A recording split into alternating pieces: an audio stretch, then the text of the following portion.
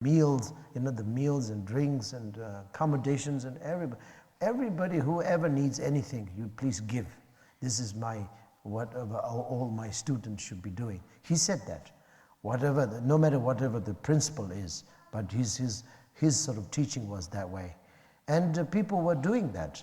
Ever since then, until today, they were doing, they were like, when we look at them giving things, giving the meals on the road, truck drivers and drivers of any sorts of cars, and everybody, everybody, whoever comes, of course, India population is very high, very big, so many people there, they come and eat and go. And the way they give, we can't believe it. How can they survive? I mean, nobody gives them anything. They just give everything and then that's it. You can't believe it. But they give also not a junk food, it's a very nice food, very, very delicious. I also go there. I also go there and eat. Yeah, I often go there, I have to put something on my head and then I go. And then they will give happily. They give everything. They give food, drink, and everything, and very nicely, very harmoniously. But then they survive much better than the rest of Indians. The rest of Indians are struggling. They are not struggling. Hardly. They're hardly struggling. They are one of the most richest people. They become like that. Of course, people say, oh, they're very clever to make money. They're very clever businessmen. Yeah, okay, many excuses that people say, but anyway, the result is that they are getting richer and richer. Those people who are not giving anything, they are getting poorer and poorer.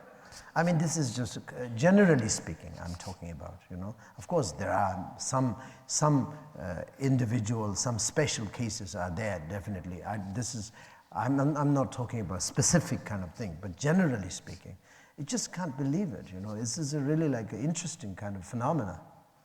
The way that they give is they definitely bound to, as if they're going to be broke within a few days.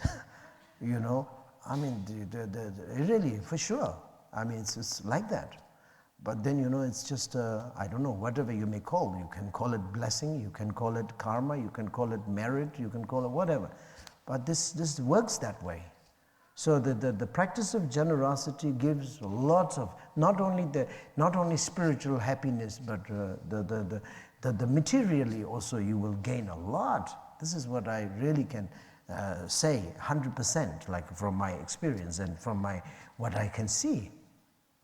So therefore, practice of generosity is the most important for people like us who are not yet developed a skill of meditating or yoga or anything else like these kind of higher sort of realization.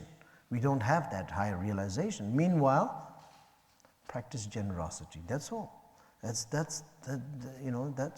as simple as that. Very simple. Maybe I should give a short break and a short break to myself. Cough.